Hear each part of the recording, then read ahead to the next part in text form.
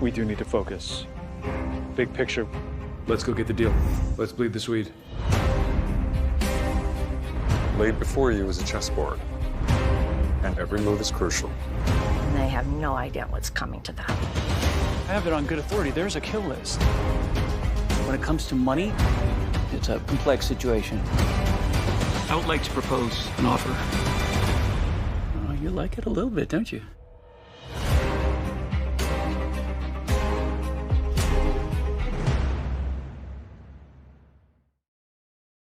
Hey, guys. Hey. Hey, Con. Hey.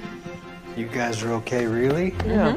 Yeah, Roman is pre-grieved. Already gave it the office. They don't fucking believe me, you know, from where I'm sitting, you're the ones that look naive, okay? I've been worried that this was gonna happen for ages. How you doing? I have no clue. Episode 4 has a tragic feel for me in that the bubble, even though it's a terrible bubble of grief, is burst. Okay, hey, you know, we're not like playing shoots and ladders, okay? Our dad just died. I hope there would be a feeling of disjuncture, of breakage, of a hero returning from away to find that their home has radically changed when you get in there with Kendall. Is it real, Frank? I don't know. My dad wanted me to take over. I don't even think it's Kendall saying I'm gonna take the lead here. I think it's Kendall saying, let's call this what it is. I am the lead here. He was an old bastard, and he loved you. I feel like Logan has been very present throughout this season as a theme and as a context for all emotion, and the center of gravity is sort of gone. And then it's just, you know, it's the three siblings and what's that dynamic between them. We got somewhere. Us. We've got somewhere.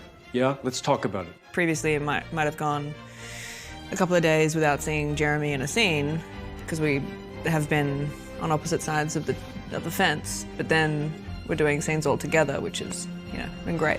I'd like it to be one of us. And yeah, Dad said so. Okay, well, let's discuss, but can you please just stop jonesing? You're walking around the wake with a fucking heart on. Episode 4 it's essentially a private event, and they keep it private, and that's maybe one of the interesting things to see these semi-public figures genuinely private.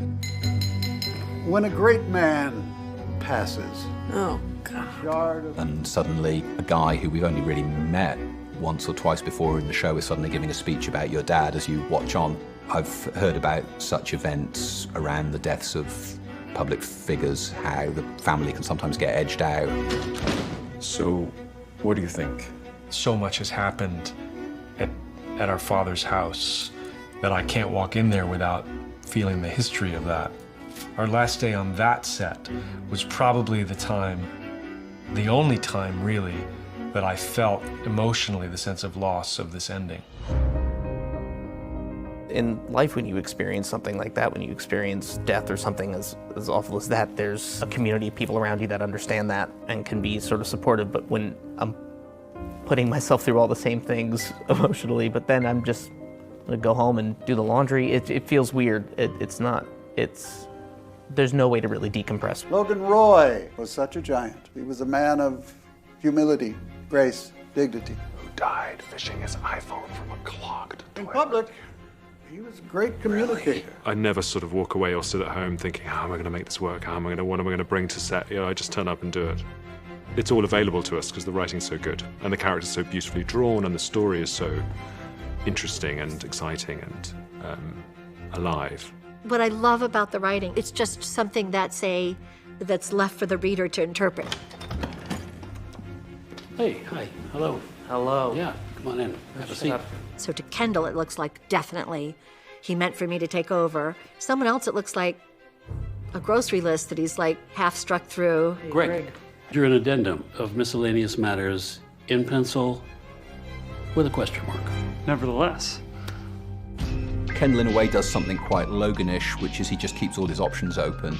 I don't think at that point he has decided that he's going to push aside his siblings. I think what he finds unbelievably annoying is their unwillingness to face facts. He's not super duplicitous in his at the end when he suggests that they go with the more aggressive sort of PR plan. So I think the fact that Kendall makes a solo move doesn't negate the possibility that there's a possibility of him and his brother working together.